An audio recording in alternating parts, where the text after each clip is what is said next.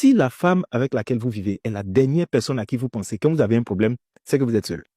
Oui, oui, c'est moi qui vous dis ça, je suis plus âgé que vous, vous êtes seul.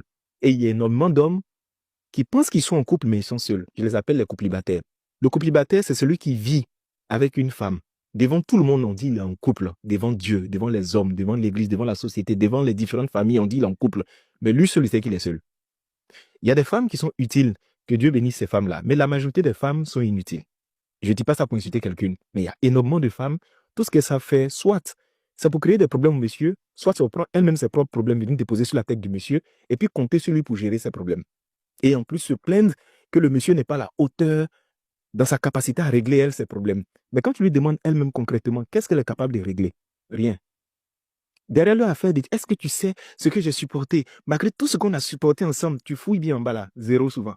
Souvent, il n'y a rien du tout. Il y a énormément d'hommes, ils savent que quand ils ont un problème, ils sont foutus. Parce qu'ils ne peuvent pas compter sur... Bon, si toi, quand on a un problème physique, on ne peut pas t'expliquer. On a un problème mental, on ne peut pas t'expliquer. On a un problème émotionnel, on ne peut pas t'expliquer. On a un problème financier, on ne peut pas t'expliquer. On a un problème spirituel. Ça dit même la prière qui est gratuite, on ne peut pas t'expliquer. Mais chérie, toi, ton rôle, c'est quoi? Tu es inutile. Comme H de hôpital, comme H de hôtel, tu es inutile. Je ne dis pas ça pour t'insulter, mais tu sers à quoi finalement? On ne peut pas t'expliquer le problème. Par contre, toi, tu as l'art et la facilité d'expliquer les problèmes aux gens.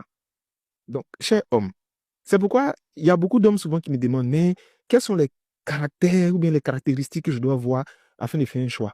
Écoutez, est-ce que la femme avec laquelle tu vis là, si tu es au volant d'une Lexus, ou bien, je ne sais pas, d'une Horus, ou bien tu es dans le bus, est-ce qu'elle sera la même personne? Voici la question qu'il faut se poser. Quand tu es en difficulté, est-ce qu'elle peut être un havre de paix? Est-ce qu'elle peut être un soutien? Et il y a énormément de femmes qui me disent, mais eux-mêmes, c'est eux, ils ne veulent pas expliquer. Mais je vais t'expliquer pourquoi ils ne t'expliquent pas. OK. Premièrement, ils ne t'expliquent pas parce que tu ne comprends pas. Tu es incapable de faire une mise à jour mentale pour pouvoir t'aligner sur les difficultés du monsieur pour le comprendre. Donc, il va t'expliquer, c'est une perte de temps, tu ne comprends rien. Ça, c'est un. De deux, souvent, il ne t'explique pas parce que tu ne peux rien créer. Oui, tu ne peux rien créer, donc il ne t'explique pas. De trois, souvent, tu utilises ça comme des munitions quand tu es énervé, tu lui jettes ça à la figure. Finalement, il se dit, bon, vaut mieux, je vais me taire, j'ai trouvé mes solutions seul. C'est pourquoi souvent tu trouves des hommes, ils sont silencieux, sont dans leur coin, ils sont pensifs, ils réfléchissent à ces problèmes seuls pour trouver des solutions. Parce que souvent, il vient t'expliquer lui-même ses propres problèmes. Pour bénéficier de ton soutien, tu le grondes. Oui, il y a d'autres comme elle le gronde, elle crie sur lui. Lui-même, il a ses fils, il se dit, ouais, qui m'a envoyé de lui expliquer? Donc, honneur et gloire à tous les couples célibataires. Et c'est vraiment pas facile parce que souvent, on se retrouve face à des difficultés où on est obligé soit d'appeler son banquier, d'appeler son ami, d'appeler un parent, d'appeler son pasteur parce que les personnes avec qui on vit là, souvent, la solution ne peut pas venir.